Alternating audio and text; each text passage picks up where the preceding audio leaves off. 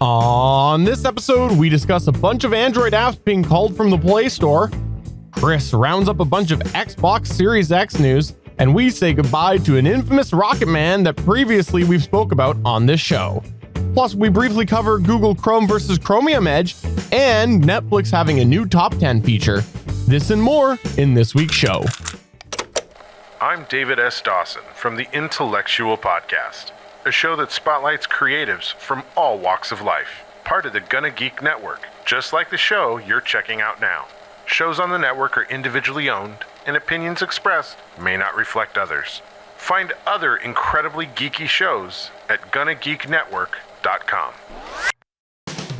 This is the official GonnaGeek.com show. Each week, we run down the latest news and happenings in the world of geek. These are your hosts for the show, Steven, Chris, and SP. Welcome to an all-new episode of the official Gonna Geek Show. I am Steven John Drew, possibly with some contraband right now, and I'm pleased to say that SP is here again this week. Woohoo! Spreaker is live. We're good to go, sir. And it is good to be back for another great episode of GonnaGeek.com. And you were once again preventing me from having to watch The Bachelor. Perfect. That's fantastic. But you know who else is prevented from having to watch The Bachelor? It's Chris Farrell. But it's not like because he's doing the show. It's just that The Bachelor specifically has legally prevented him from being allowed to watch it. There's a whole lawsuit involved with it. Hey, Chris. That's true. I'm just happy we're going to get copyright strike number 2 for the last 2 weeks. That's an offline conversation, but possibly not. We are here indeed with another episode of the official Gonna Geek Show. We like to talk about a bunch of geeky news happenings, and sometimes we do a segment, sometimes we don't. This week, we got a whole bunch of new stuff to talk about, so there's no segment after the news this week, but this is going to be a fun roundup because there is a couple of news points that we've got coming up that are going to be sort of multiple things all in one. And hint, one of them may involve XXX, Xbox X, Xbox X series, whatever we're calling it now. And the other one may be a follow-up to a story involving a certain flat earther. But before we get there, I wanted to take a moment right now to mention that we're part of the Gonna Geek Network. It's been a while since we've just danced a little bit about the Gonna Geek Network on this show. The Gonna Geek Network has an application process if you're interested in joining the network. If we are an open network, we're a bunch of fun hobbyists trying to get together, talk about geeky stuff on our podcast and just exchange fun banter with each other. So if you are looking for a geeky network for your podcast, feel free to apply. There is an application process, but also come by our Discord server because we have lots of fun geeky happenings over there at Discord. It's at GonnaGeek.com/Discord. And you know, one of the best parts about that is when people tell SP that he's wrong. Happens all the time. I don't know why it's a surprise or why it's the best part of your day, because it happens every day. Remember, we did used to own the domain spiswrong.com. Oh, I forgot about that. Yeah, I think I let that one lapse. So if someone else wants to pick it up, feel free. Now you don't want to view the site. It's adult content. Oh my. But seriously, they're going to talk about their Xbox Series XX. Seriously, come to Discord. Come to Discord at GonnaGeek.com/Discord and have fun over there. Fun fact, people tell me that I'm wrong far more than they tell Chris or SP. That's the truth. That's the honest truth right there. And the reason for that is because more often than not, I am wrong.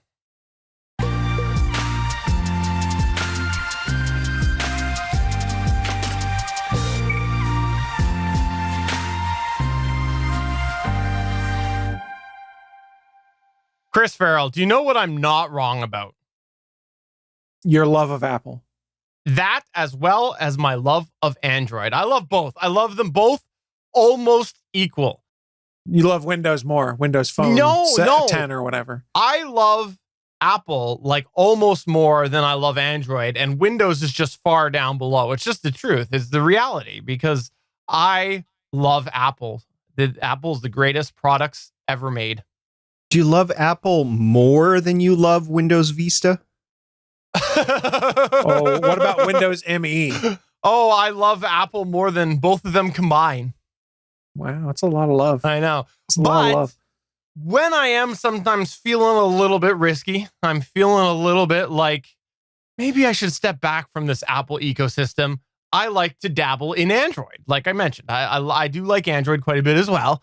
And so when I am feeling a little risky, I do go to Android. And I say that because the Android application vetting process in the Google Play Store, I think is what it's called. I don't know. I'm new to Android. Is that what it's called? I believe so, yes. Yeah, yes. All I know is when I set up my new 4K TV, it insisted that I join the Google Play Store, and I insisted that I not. And that battle took about 20 minutes. So anyways, in this, quote, Google Play Store, it's kind of like the App Store for all of us wonderful Apple people. In the Android Google Play Store, they sometimes let applications in without checking them as much as on the Apple side of things. Well, here's the thing. The wonderful folks over at Google, not as wonderful as the folks over at Apple, but the wonderful folks at Google have done a little bit of housekeeping. In fact, they announced that nearly 600 apps were removed from the Play Store through a Google blog post. They said that this was due to violating its disruptive ads and disallowed interstitial policies. I don't know how you say that. But basically, the long story short was that Google identified over 600 apps that were violating the policies of the Google Play Store, and they did remove these apps from being in there. Now, it's not clear if this was just one sort of ad company or ad system, but 600 apps were removed from the Google Play Store for violating the policy. And, you know, for me, I look at this and I'm like, this is cool because they're identifying these and removing 600 applications. But then on the other hand, I go, this is usual of Android where they bulk remove these apps, showing that their sort of removal process comes in big amounts and happens routinely like this. So until you get this big call, it's still a little dangerous. So to me, I would like to see more often things happening and not have these big mass removals, because it would show that they have more secure ongoing policies than just, all right, big removal here, wait a few months, big removal here, and have this sort of security issue in between. Feel like Apple Podcasts, aka iTunes, they remove like 600 podcasts a week, sometimes a day, just because the RSS feeds aren't working, they're broken, they kick them out. I think in the App Store, 600 is not all that much. I mean, if you're going to be removing things, what's the approval process? And does the approval process actually look at disruptive ads and interstitial policies? Well, according to some stuff we're seeing here, they have machine learning based solutions they're using to do this, and also dedicated teams tasked with identifying developers who attempt to defraud the ecosystem. So it's a combination of machine learning, development team, and also users can report ads or applications rather that they think are violating these rules. I was looking at the PC Mag article that Stephen linked to in his news, and they gave a good description of what they consider a disruptive ad as per Google. Quote, the Mountain View-based company described these ads as, quote, displayed to users in unexpected ways, end quote, that impair or interfere with usability. Disruptive ads can appear in-app, but they're also capable of surfacing while the user performs an action in another app. Google warns that full-screen pop-ups could get delivered while trying to make a call or follow turn-by-turn navigation. So it's people that abuse the ability to push an ad through these applications. And when they get yanked, it's kind of a big deal because they've stated the developers behind all these malicious apps also get banned from AdMob, and Ad Manager. So all your ways of serving ads through Google, you kind of just got them cut out from underneath you right there. That's a big deal. So what you're saying is that the Google is the mob? Is that what you're saying? Well, I mean, effectively, all of these companies that run these things are a mob of their own type. Fair enough. I'm glad that you read that news article that I linked, because I didn't see that part, because I just skimmed the notes. That's all. No, but seriously, I do have concerns over this because of what I said. The fact that it seems like it's always in bulk removals. It's concerning to me.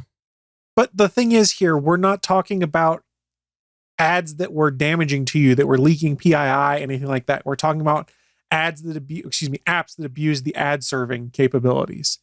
So while that's annoying from a security standpoint, I don't go, oh man, I should really be sweating the fact that I could have installed application X or application Y, because it's not giving up my personal information. So I'm less concerned in that regard. This is more of Google forcing developers to play nice in their ecosystem and say, hey, if you want to serve ads, you need to do it our way, not in this way that disrupts the base interaction of a user with an Android phone. Well, I'll just go ahead and say that for this reason and many others, I am very, very happy that I am a dedicated Apple user. You never hear about these stories coming out of Apple. So that's all I got to say about that. The interesting thing I saw in this article is Google's senior product manager for ad traffic quality control, that's a hell of a title there, confirmed more than 4.5 billion installations of these malicious apps. He did not name the apps or their developers, however. But you can go and look through the App Store and see who's gone. Google Play Store. App Store is trademarked by Apple. And one of those companies was Cheetah Mobile, which is evidently a publicly traded company that had 45 apps removed from the Play Store. And it's no longer listed in the ad network. So those that got busted, they got the hammer dropped on them. Well, all I know is that I am more happy than ever that my wonderful, wonderful Apple Pixel 2 is an Apple product. Huh. I would love to see a review on the Apple Pixel 2, Stephen. Speaking of Apple, so those long-term listeners of the GonnaGeek.com show might have heard the story that my daughter's iPhone 8 battery was going bad, and instead of replacing the battery and then it might not go great, because we've had that issue with iPhone 6 and 6S's, that we decided to get the iPhone 11 Pro. However, my sister was rocking a iPhone 6. This is not the iPhone 6. This is another iPhone 6 that I had. So I sent it off to Apple. It actually traveled to Cupertine. It was within the donut, the glass donut. And they replaced the battery. They shipped it back. And then I shipped it to her. Coincidentally, today is her birthday. Happy birthday, sister to SP. And so she gets the phone out, and she's not a techie person.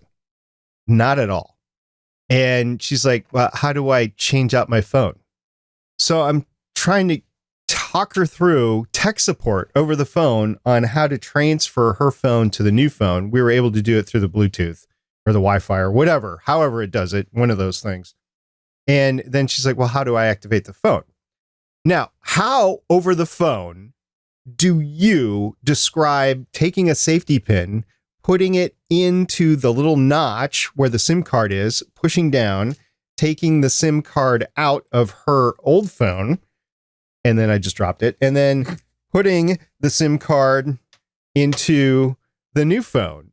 How do you describe that? Were you FaceTiming, or were you on a regular audio call? No, it was regular audio, and mind you, she's transferring the phone, so I can't communicate with her after a certain point. It's all just text. And then it's whatever text she has, and that she's got to go over it. If you have SMS texting capability, I would send a picture sticking a paperclip in that hole and say, do this.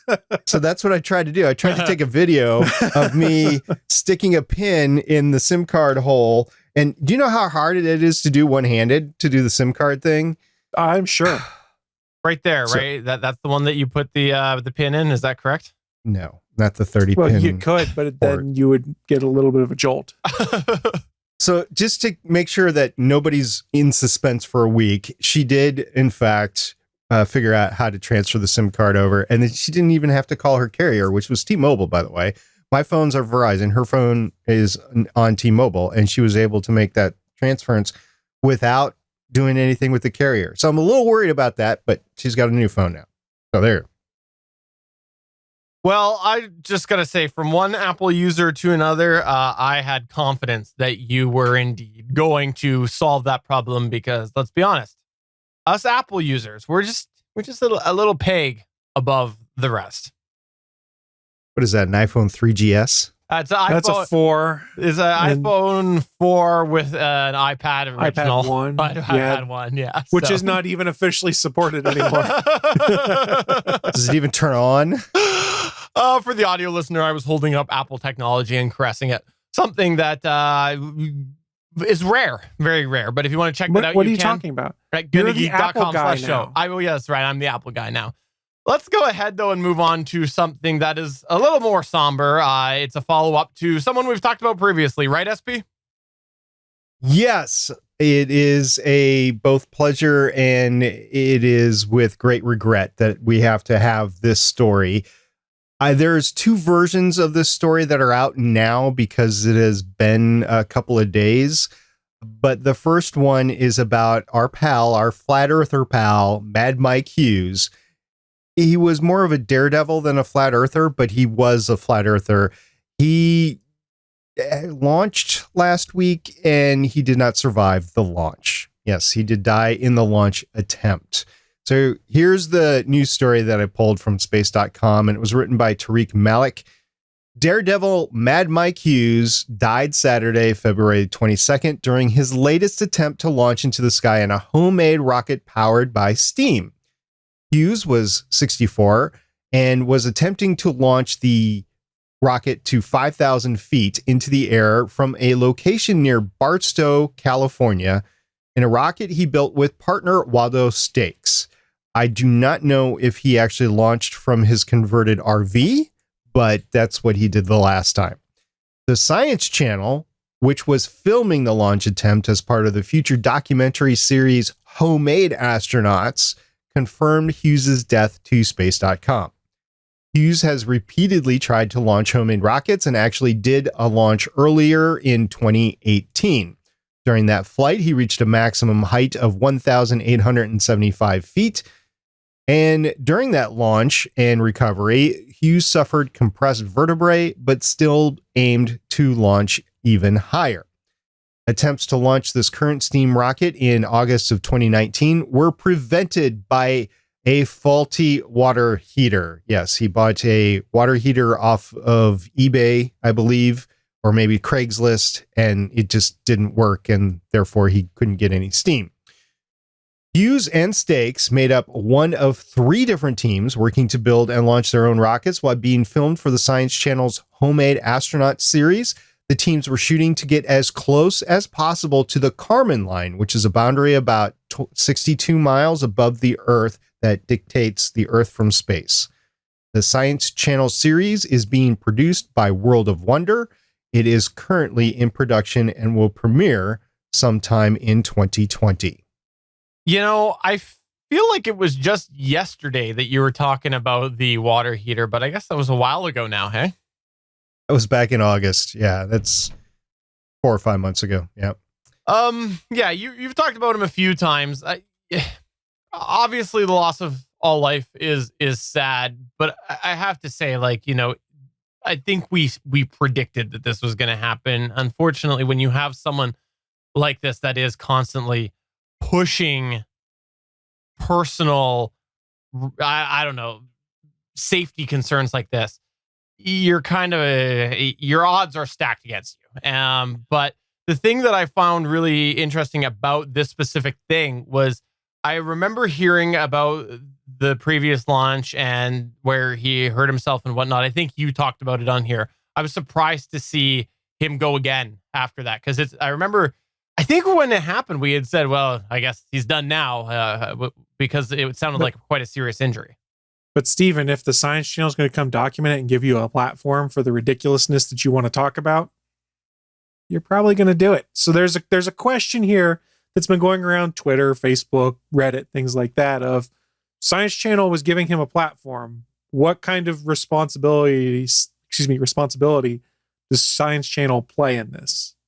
I don't know. I don't necessarily know if they do because it was the FAA that allowed the clearance to launch. Yeah, that's also kind of concerning. There is another part to this story, but before we get to that, I just want to back up a second since we're talking about safety. A lot of our listeners might be NASCAR fans, and if they're not, let me explain to you a little bit of what has happened in the past couple of weeks and what happened about 20 years ago. So in February 2001, NASCAR runs its annual race in Daytona. And in the last lap of that race, Dale Earnhardt, not Dale Earnhardt Jr., but Dale Earnhardt himself hit the wall hard while trying to race to the finish line. And he died because the car was not equipped with all the safety equipment to prevent his head from whipping around. So he died of injuries sustained immediately during that crash. This past couple weeks, there was another Daytona 500, as there is every February. And in the last lap of that race, Ryan Newman had a tremendous accident, which included him ramming into the wall, very similar to what Dale Earnhardt did. But then he was hit broadside by another car and he tumbled upside down and was basically dragged by the car. I mean, he was inside the car, but the car dragged on its roof for like most of the track until it finally came to a stop. And it was flaming and they had fuel that was coming out of it. He survived, and he survived because of the safety equipment that was installed in that car since the 2001 accident. There has not been a NASCAR fatality on the track since then. Brian Newman literally walked out of the hospital 2 days after this wreck. That if you saw it on TV or on Twitter or YouTube, everyone went, "Oh my God, how is he still alive?" The dude literally walked out of the hospital under his own power with his kids 2 days later. It's incredible, the science in going into how to keep drivers safe in NASCAR. He does have a head injury, and it has not been made public as the time of this recording, but I assume it's a concussion that's keeping him off the track. But he survived, and he survived because of the technology in the car. And I think because of this crash, because it was a double crash where he hit the wall at 200 miles an hour and then another driver hit him broadside at 200 miles an hour, the car safety mechanism as it went into the wall kind of crumpled a little bit. And then the car that hit him then further crumpled the car. So the car is really only designed to take the first hit. It wasn't designed to take two hits. I suspect NASCAR will review its safety in the cars and make sure the cars can withstand two hits of that speed at speed. Right. And I was actually listening to one of the sports talk radio shows I listened to in the morning, and they had a NASCAR former driver come on and say it wasn't the first hit that was as scary. It was the second hit where he took a direct hit in the driver's side door, because he goes, "Here's what you guys need to know. It's arguably the weakest point in the car is that door, because where a window would be in an actual car, it's just netting, and they reinforce the door around that, but it's just netting that's there for a driver to pull down and go out." So that was the scariest part, that he took a direct shot in what was the weakest part of the car. Why is this important for this story? It's because Mad Mike did not have the same equivalent safety standards in his rocket. So he launched up to about 5,000 feet. The parachute did not deploy. At that point, you become ballistic. And when you're in free fall without any aerodynamics, you're free falling at about 120 miles an hour, which is less than a NASCAR. I have no idea what the ballistic trajectory was of this launch. I haven't looked at the flight profile of it. I'm assuming he careened into the earth a little bit faster than 120 miles an hour. I just don't know how fast, but you can consider it a similar collision as the NASCAR collision. And had he had enough structure to crumple into the cockpit of that rocket, he might have survived that crash. But this is the issue when you're dealing with a Zephyr Cochrane sort of home-built solution, is that it might not be up to safety standards as you're launching. I was going to say, I don't know that there necessarily may have been safety standards that were followed, since it was homemade rocketry, for lack of a better term. I don't know what role the FAA plays in saying, "Yay, verily, launch your homemade rocket." Well, and that's, you know, the point that I was sort of thinking about there when I was saying it's sort of not unexpected. It is because of the fact that the water heater thing. If you are having problems with your hot water tank, and that's a core piece of your whole mission that you're on and what you're building, where is the corner cutting also happening for like the safety and whatnot? So, you know, like I said, it's sad that this happened. I hope that there's something that is learned from this, though. And I don't know, maybe Chris is right. Maybe there is some form of regulations that need to be revisited before things are authorized, or maybe it is something to do with, should big companies like the Science Channel or whoever it is being encouraging this sort of thing? Like, I don't know. There's a lot of questions that are still to be answered. I think one thing that would be mandatory in this type of situation would be a secondary parachute, or an emergency chute. The problem is, if you're in a rocket and you're traveling up to 5,000 feet, that's a mile up. And if the chute doesn't deploy as you're coming down that mile and you're going pretty fast, I don't know if you have time for that emergency chute. But yes, safety standards should be looked into. The next article just came out a few hours ago on on space.com. And it was titled, Mad Mike Wasn't Trying to Prove Flat Earth Theory on Ill-Fated Homemade Rocket Launch. And this was an article that was posted by Chelsea Gauld on the space.com. And this is important for this discussion. I don't want to leave this open-ended to say this was in an attempt to prove flat Earth. So the article progresses and says, in 2018, Hughes successfully launched to 1,875 feet in an earlier version of the same homemade rocket. But while that launch was a success, he told Space.com in a 2019 interview that he landed pretty hard in the Mojave Desert. And this hard landing even caused him to get a compressed vertebrae. Especially with a difficult, painful landing under his belt, Hughes was aware of how risky the daredevil feat was. Quote, it's a dangerous thing to do. Anything going wrong could be catastrophic, unquote. He built the rocket himself with the help of his partner Waldo Stakes as part of the show. The Science Channel has yet to comment on whether or not production will continue on the show that set out to highlight amateur teams working to reach incredible altitudes. Quote, this is a 50-50 deal. When you climb inside the rocket, there's a 50% chance that you're not going to climb back out of it. Mike is a daredevil, and he's willing to take the risk. Unquote. That was a statement by Waldo Stakes. Now, Stakes and Hughes meant for this launch to be a stepping stone to the creation of what they called their Rockoon, which was a combination of a rocket and balloon. The Rockoon would work by means of a balloon taking a rocket up fairly high into the air, about 20 to 25 miles, where it would disconnect from the rocket, which would soar to the Kármán line, or the line signifying the beginning of space. The passenger, who was going to be Hughes, would then return to Earth via the help of a parachute.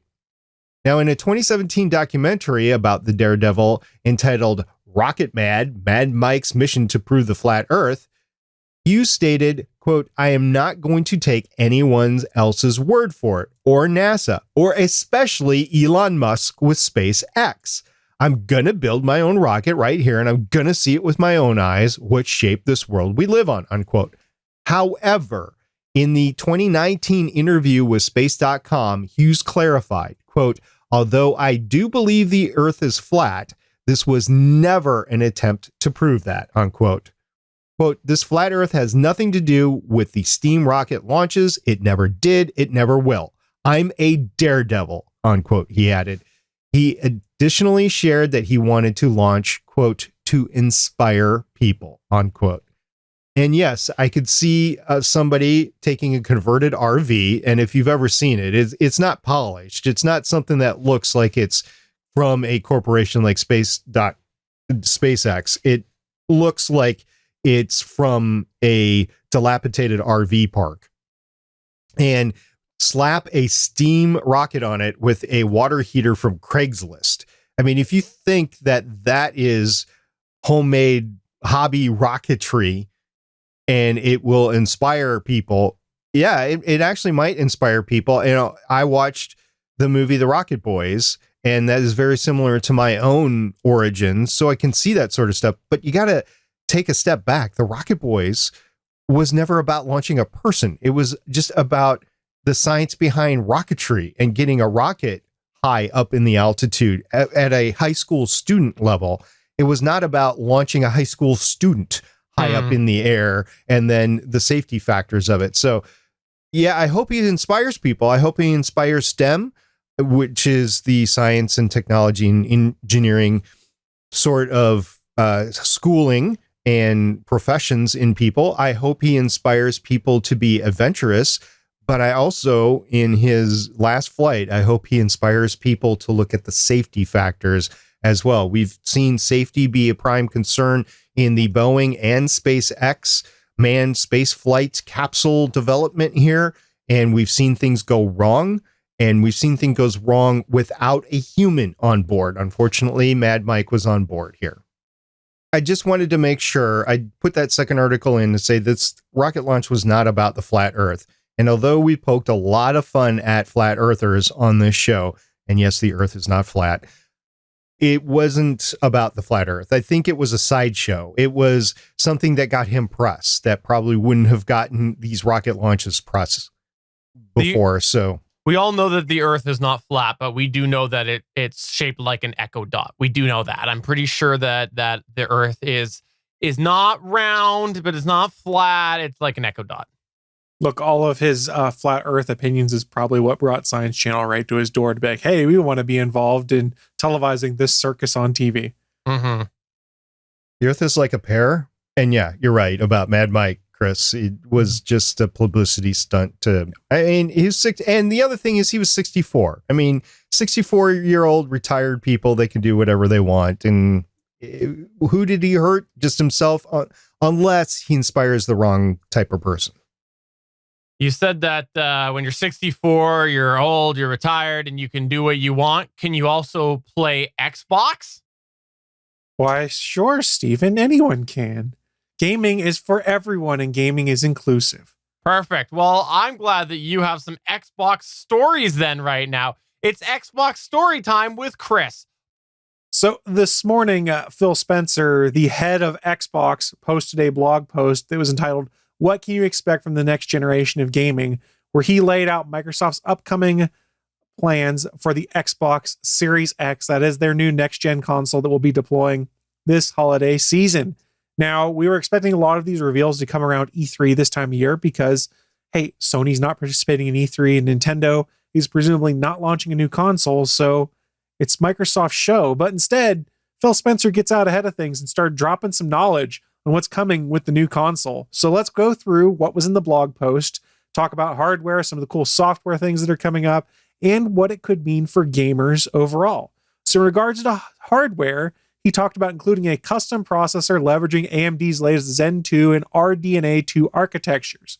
The Xbox Series X will also feature a GPU capable of 12 teraflops performance, which is twice that of the Xbox One X and 8 times that the original Xbox One, meaning they jammed a bunch more graphical power within this. And when people started trying to look at what was comparable to hardware you could buy out there for a PC, it's somewhere equivalent to a mid-range or low high-end range graphics card is what this is capable of pushing out in console format. As mentioned during the system's announcement, the console will support up to 120 frames per second gaming, so investing in a faster television or monitor could be worthwhile for you. And in case anyone was worried about ray tracing, the Series X supports DirectX ray tracing, so the console won't be missing out on that video buzzword that none of us really know what that means other than the fact that it sounds cool.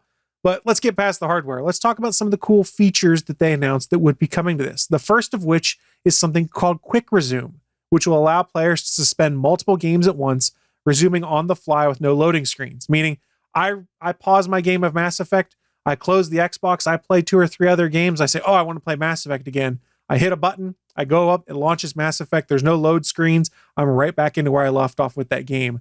That is awesome if they can pull that off.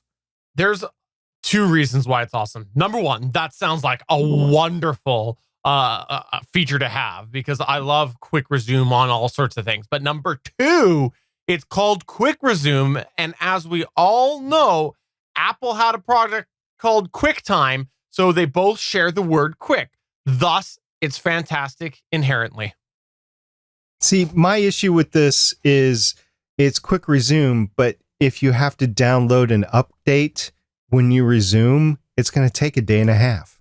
Well, these updates should take place in the background, similarly to what they do if you configure your current gen Xbox Ones appropriately. Like when I have an update, I have it just set up to download. And by about 1 a.m., it goes, oh, there's an update, downloads it, installs it in the background. So, But 1 a.m. is when I'm playing.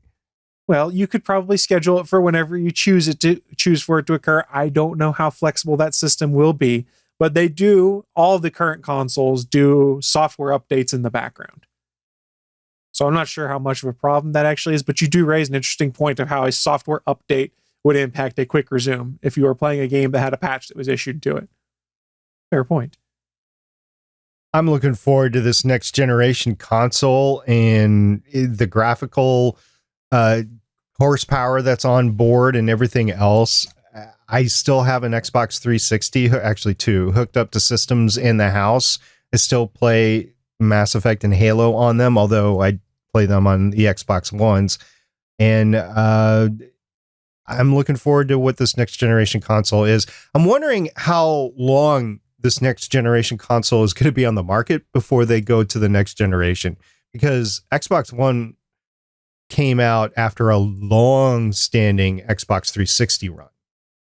I mean, an Xbox One X or the Xbox One family has been out since 2011, I want to say. Okay, so another 10-year run. Yeah, I mean, and there is an argument Microsoft is positioning themselves for the post-console world where everything lives in the cloud. We're not there yet. We've talked about it before on this show. Infrastructure is a problem. We've made fun of Google Stadia. But remember, Microsoft's got a bunch of data centers too, and part of what they've been doing is testing their Project xCloud capabilities, of which you can sign up and be a beta tester, and it's fairly impressive so far. So Microsoft's long-term plan is to move away from having massive hardware in your home theater, but more having just a dumb box that hooks to the internet, I think, is their final intended plan, which fits in with what they're doing with Game Pass, which basically says, hey, you pay, I think it's $9 or $20 a month, I can't remember, but you have access to this unlimited back catalog of games that includes all first-party Microsoft games the day they launch. So there is a plan for what Microsoft is doing.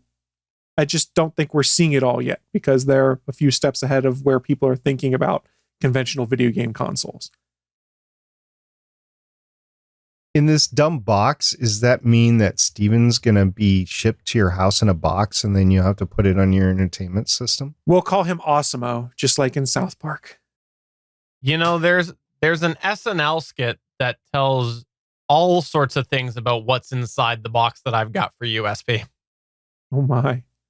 Oh my. I think I stopped watching SNL about 20 years ago. That's about the time that this skit was on TV, so there you go. That is true. Yeah. you would know this skit that Justin Timberlake sang about something in a box. Oh, Justin Timberlake? No, I did not watch that. It became kind of a cultural phenom. We can't sing that song on this show, though. But let's go to the other type of box, the Xbox. And what else is going on with Xbox X? So they did also announce a new feature for Xbox Series X. This is called Smart Delivery, which effectively sounds like a user-friendly way of supporting cross-generation Xbox One and Series X games.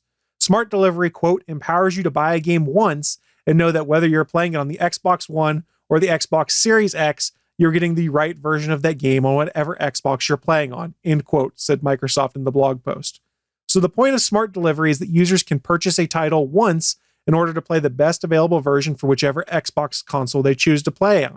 So for instance, when Halo Infinite comes out this holiday season, which is coming to both the current and next-gen consoles, if you had an Xbox One in your bedroom, it will download the Xbox One version. You could play it there, save your game, it's backed up in the cloud, go out to your living room, and then you could play the Xbox Series X version, which is arguably more intensive graphically, looks prettier, and just pick up your save game where you left off.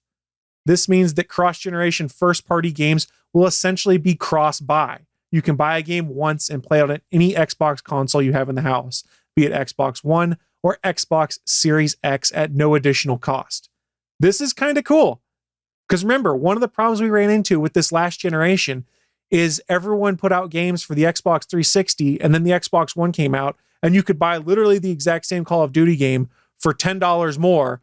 The only difference being it was sort of engineered to work better on the Xbox One. And that's how they caught some people in mid-generation, is some people were buying 2 copies of Madden, 2 copies of Call of Duty Ghosts or whatever, because they wanted to play with their friends. This is an interesting move.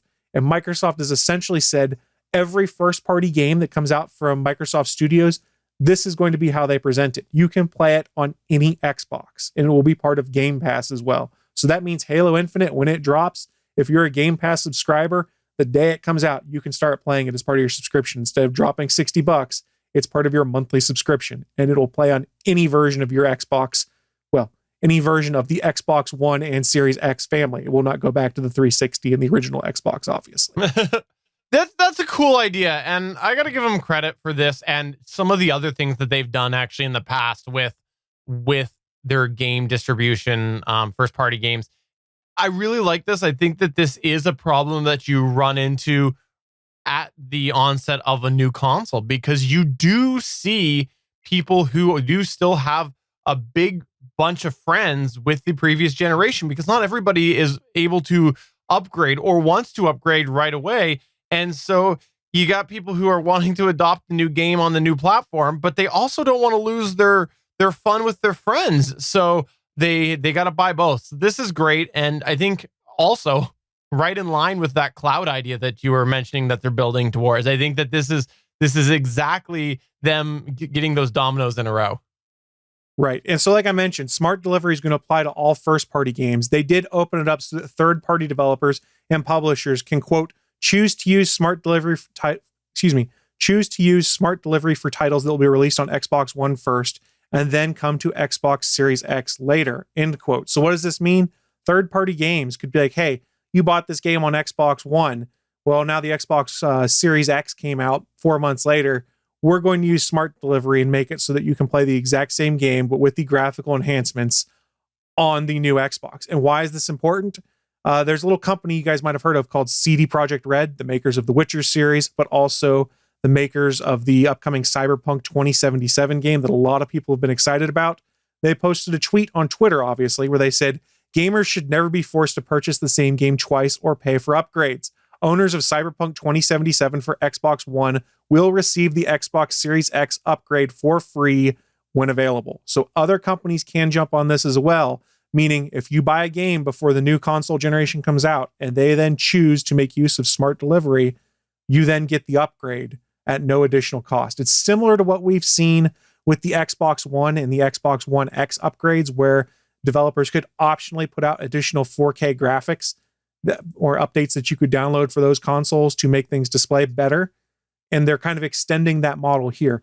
This is awesome, and this is really cool for people that decide to stay in the Microsoft Xbox ecosystem. It means I can buy this game, and if my developer is not shady, so meaning EA will probably never do this for any of their games, you then get a free upgraded version of that game on your Xbox Series X when/if you upgrade in the future. That is awesome. That is super cool. And I don't know that there's going to be a bunch of companies that are as cool as CD Projekt Red. They're like, yeah, buy the game once. We just want you to play it. I'm pretty sure EA probably won't do it. And if I'm wrong, please feel free to come back and cite this episode, say a year from now, folks, and be like, Chris, you were wrong. And I will happily eat crow, because I would love to be wrong in this regard with Electronic Arts. I think it's going to be a year from now. I think it's going to be like 5 to 10 years from now that this will be an issue. Maybe. I question how many third-party developers will actually do this. I genuinely do, because I think that money is going to talk, and they're not going to have a ton of incentive to do smart delivery, because what are people going to do? Not play their game? No, if they have a hot title, they're going to play the game. What are they going to do? I'm fine. I'm not going to play it on Xbox. They're still getting the money. It's a no-win situation if you have a successful title. Sorry, it's no loss to them if they have a successful title to not do smart delivery. So I think you're going to see a lot of greedy people like EA. And I like how we're throwing EA out there, even though we don't know. But it's a good example because of the business practices they've employed before. And we don't need to go down that path on this show. We've talked about on this show multiple times. I've talked about on All Things Good and Nerdy multiple times. EA's business practices are not exactly pro gamer. They're pro microtransaction and pro them making money. That's neither here nor there. One important caveat to remember, though, is they did say Series X will play all Xbox games, meaning original, 360, Xbox One, and Series X. In theory, if the game never came to Series X, you could still buy the Xbox One version and be able to play that on your Series X device. You would get limited enhancements because it's better hardware, but you would still be playing with everyone else that was playing in the Xbox live community. Would you, though? How's live going to interact? Will the Xbox Series X live be the same as the Xbox One live, or are you going to need to actually have the one console? Because one live was not the same as 360 live. But I've played games that are 360 games on my Xbox One against people who are on their 360s playing it. Okay, good to know. Yeah. Like Halo 3, when that was not Halo 3, Mass Effect 3 had a multiplayer component. I was playing it on my Xbox One. Other people were playing on their Xbox 360s. This is years after it came out, obviously. But live is live. It doesn't matter. Okay. That might have been a bit different when we went from the original Xbox to the Xbox 360, but from the 360 onwards, you can pretty much play across any of the consoles on those games that supported backwards compatibility. All right. Well, before you get to your last little point here about Xbox, I do have a question for you, though. Why do we think that the Cybertruck is going to last to 2077? Because you said it was Cybertruck 2077. Is that what you said it was called? I would not be shocked to see the Cybertruck make an appearance of some kind in Cyberpunk 2077. I honestly would not. Going back to the blog post posted by Phil Spencer, the Series X will also use something called dynamic latency input to ensure fast and responsive wireless controller responses, which could be cool, reduce latency when it comes to wireless controllers. And finally, Microsoft has been working with TV makers in the HDMI forum to harness features like variable refresh rate, syncing TV and gameplay frame rates to avoid jaggies and screen tearing. Caveat: it will require use of things using the HDMI 2.1 spec, of which I do not think there are many devices that are using HDMI 2.1 at this point in time. That's what I'd read at one point in time. I did not have a chance to go back and confirm that. So you will only see these enhancements in the TV being smart enough to auto switch to gaming mode if you are using the right version of HDMI on your devices, which could be arguably a cool thing, because if you guys aren't aware, TVs do a lot of processing of their own unless you disable it. When you put it onto video game mode, it basically disables all of the rendering that's done on your TV or any post-processing work there and just takes the raw signal from your console, which reduces latency. In today's world, you have to remember to turn that off or program it as part of your Logitech Harmony routine. What Microsoft wants to do here is basically using HDMI 2.1 spec, make the TV smart enough to receive a signal from the Xbox that says, hey, switch to your video game input automatically, so a gamer doesn't have to remember to do that. That's kind of cool.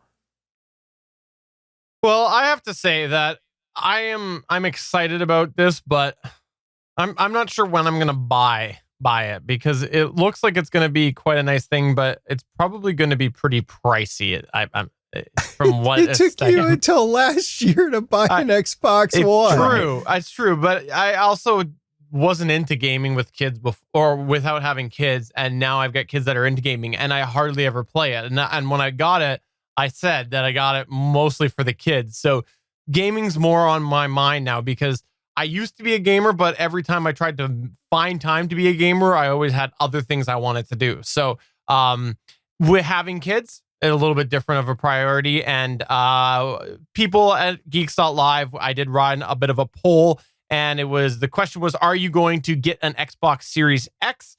And it was 20% saying yep upon launch, 40% said eventually, 20% said no, 20% said I'm not sure, and nobody voted for Where's Pong.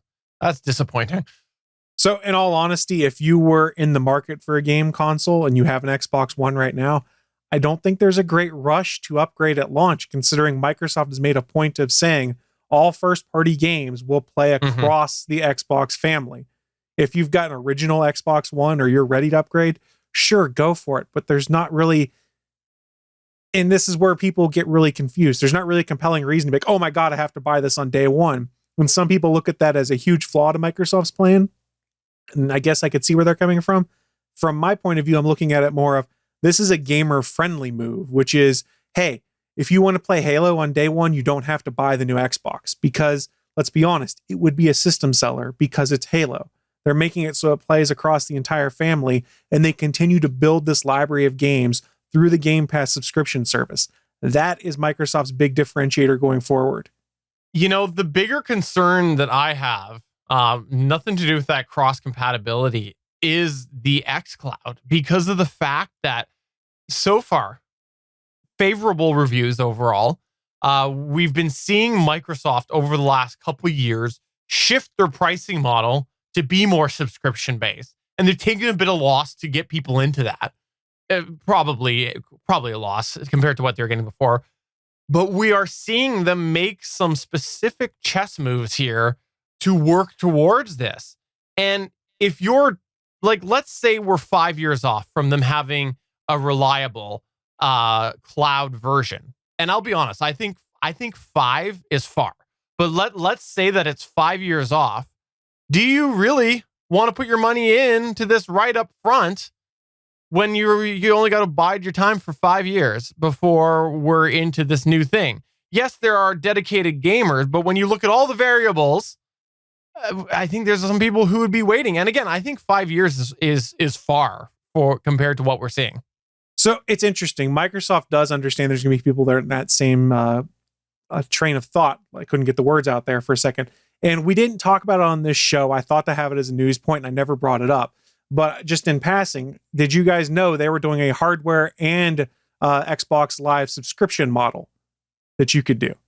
No, I didn't. What? So effectively, you could, and I just pulled up the article on PC World, you can get an Xbox One X, pay $30.99 for 24 months. It gives you the console, 24 months of Game Pass Ultimate, and then a 12-month console upgrade option when the subscription runs out. You can use the Xbox One S for $22.99 for 24 months, or the Xbox One S all digital for $19.99, which includes Game Pass on all of those. So effectively, you're saying for $31, $23, or $20, you can get the hardware, get Game Pass Ultimate, which has a boatload of games on it, and then in 24 months, you have a 12-month upgrade window where you can say, hey, Xbox One X, or Xbox Series X rather, is out. I'm ready to upgrade. Let me roll this over and buy it that way. So that gets you to the next generation, and it's kind of a preview of things to come when they eventually get to having this cloud-based infrastructure where they want you to say, hey, pay $30 a month, you get the entire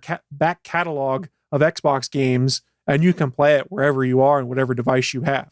They're building towards that right now by basically subsidizing hardware in a subscription model. It's fascinating where they're going with it. That's amazing, because I just looked it up, and the Xbox Game Pass Ultimate is $15 a month. That seems like really, really questionable to not do that.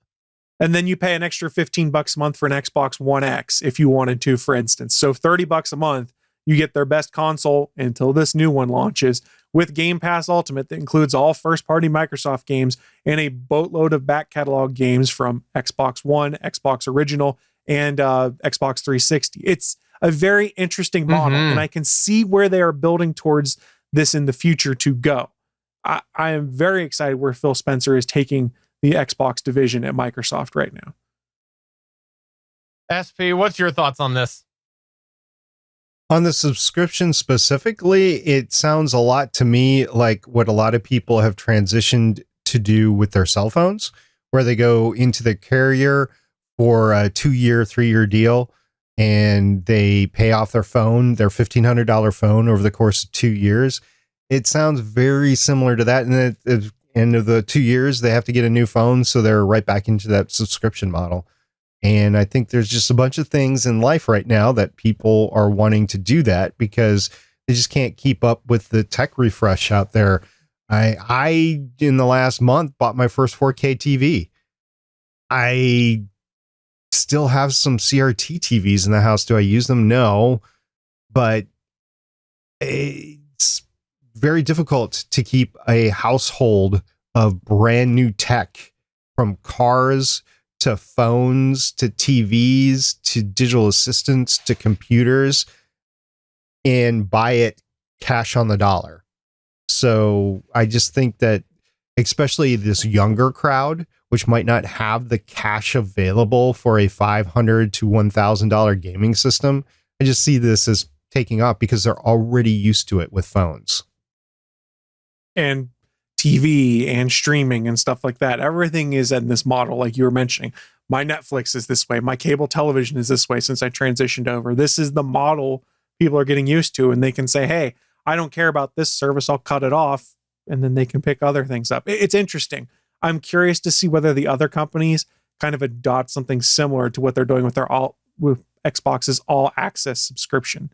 I don't know how many people are using it. My guess is probably not a ton, but it's an interesting preview, I think, of where they want to go. For sure. Well, I look forward to seeing what happens with the whole gaming model over the next few years. I think we have a bunch of changes coming, largely being the fact that Stadia will die and be another Google service that will be no more. But no, seriously, I look forward to all of the changes that are going to come. And before we go, because I know we talked a lot about a few different news points, that's the bulk of our conversation. I do want to quickly touch on two other things, only because for the video viewer, they're on the sidebar. So I'll just quickly run through them. Number one, Google has come out and said that they believe that Chrome is more secure than Microsoft Edge, which now runs on Chromium. So if you didn't know that, the Edge has had it been completely overhauled to use Chromium, and Google is saying that Microsoft Edge isn't as secure as Chrome. And two, there is now a top 10 list for Netflix. Apparently, this is a feature that Chris was bringing to my attention, that there is now a top 10 list row on the homepage. If you want to see some of the most popular titles within a subscriber's country, so you can go ahead and discover some more content this way. I know that Chris was really, really surprised to see all of the content in there was rom-coms. I understand that your list was full of rom-coms. Wait, The Witcher's a rom-com? If you didn't know this, we do stream the show live to Geeks.live on Mondays at 8:45 p.m. Eastern time. We'd love to have you come by. We do have a chat room while we do go through this, and we like to interact with everybody there. We run live polls, and we also have very weird GIFs that we send in the chat sometimes. So if you like to send GIFs, come on by to Geeks.live on Monday at 8:45 p.m. Eastern time. Well, thanks, guys, for another successful show. Before we go, is there anything that you would like to plug or promote? Let's start with you, Chris. Friendly reminder, there's a ton of awesome content here on the Gonna Geek Network. And if you like live content, you can go to Geeks.live. If you're watching the show live right now, you're probably there. Scroll down to the bottom of the page. There's a calendar of all of our upcoming live events. So please come back, check out some of the other live content we have streaming here. SP? Yeah, I just wanted to make sure that everybody was in anticipation of my appearance on Homemade Astronauts and my water rocket launcher. I'm assuming that this is absolutely a podcast that you are doing. No, it's I'm creating this rocket with pressurized water, and it's just going to shoot out the back, like those little rockets you did as a kid. I thought his new podcast was Adventures with Skunks. On that note, for episode 322 of the officialgonnageek.com show, I'm Stephen John Drew, or should I say, I'm Apple John Drew. I'm SP, saying, you know who is a better gamer than Steven? Yeah, it would be his brother David. See you guys next week. I don't know how to follow that up. Learn saying, go follow Steven's brother on Twitch, twitch.tv/ByteFray.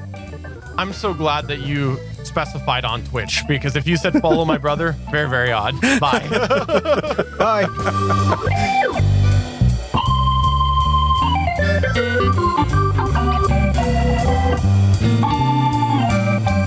Thanks for checking out another episode of the official GonnaGeek.com show.